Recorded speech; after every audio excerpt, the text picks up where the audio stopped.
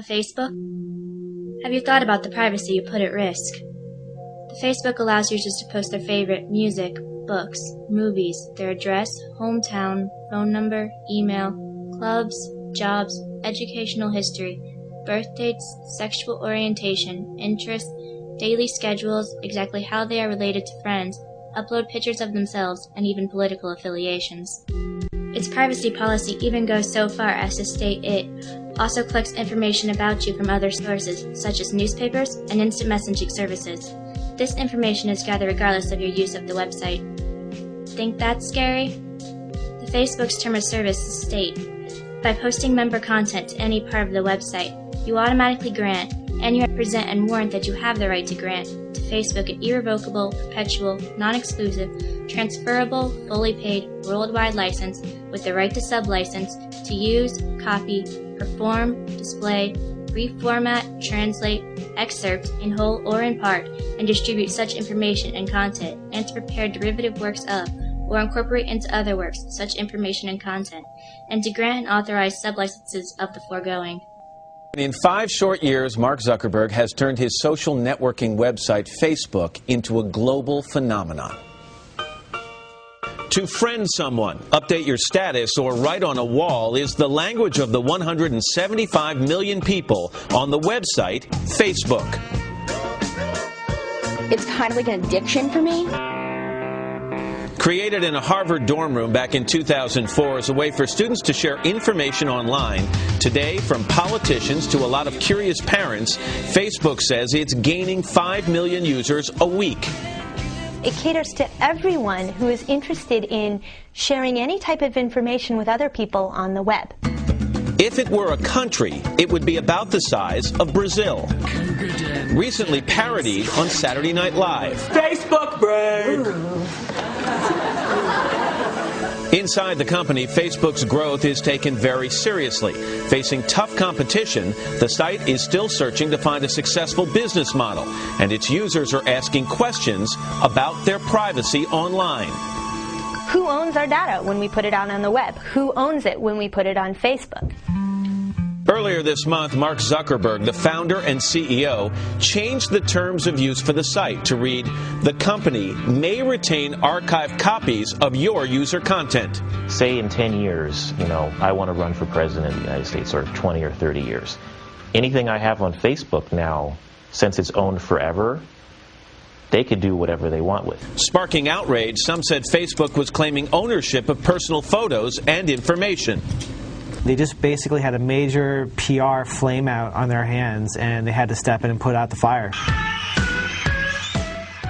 After quickly recanting, the company is now also giving users unprecedented governance over the site.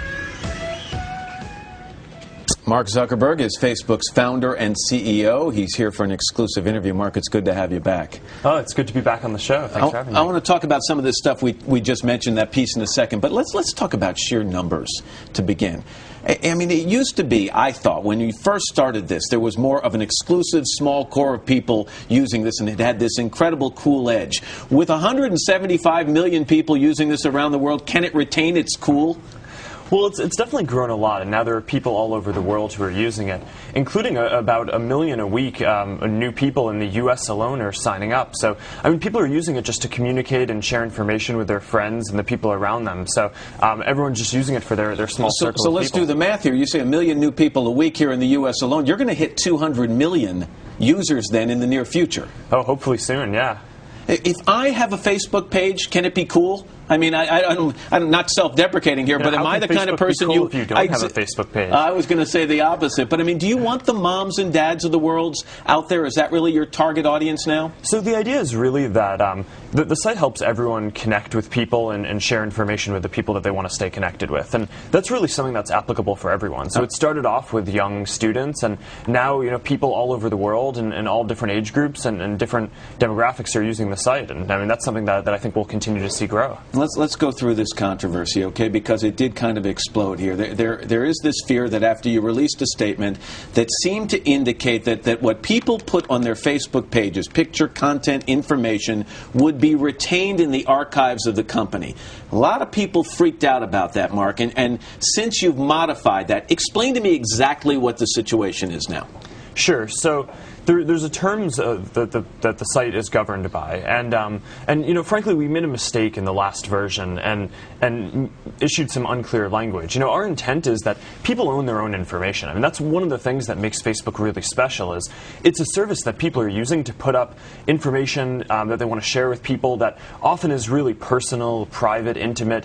And one of the big differences that Facebook makes is it gives you great controls over who you share your information with. So if I have a Facebook page and I put on that page pictures of myself, me and my wife, my kids, information, if I decide to take that page down and not be a Facebook user in the near future, all of that comes with me. You don't keep it in some archive. Yeah, so what will happen is that none of that information will be shared with anyone going forward, right? And so, I mean, you control exactly who you're sharing that information with. So you can say, I want to put up this photo, but I only want to share it with these people in my family or these friends from high school. And, you know, I mean, if you sign up for the site and then you decide that you want to take that information down, then none of that information will be shared with anyone going forward. Let's talk about business. There are reports that this company is still not breaking even. And what shocked me when I read that was, with 175 million customers, how can any business not make money? What's the explanation for that?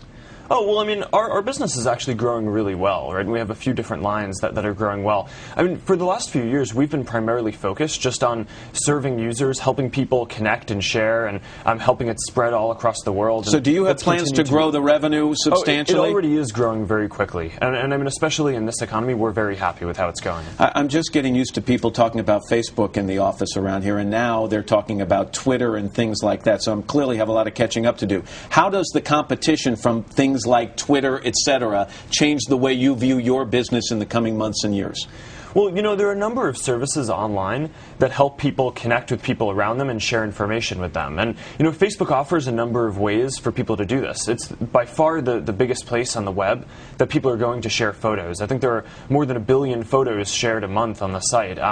People are also using it to share messages with people. And one of the big differentiators is just that people have really good control over who they're sharing their information with. So, for example, you get these cases where there are soldiers who are overseas in Iraq who can, you know, post specific information that they want to share with their families, right? And people can do this because they have really good privacy controls on the site.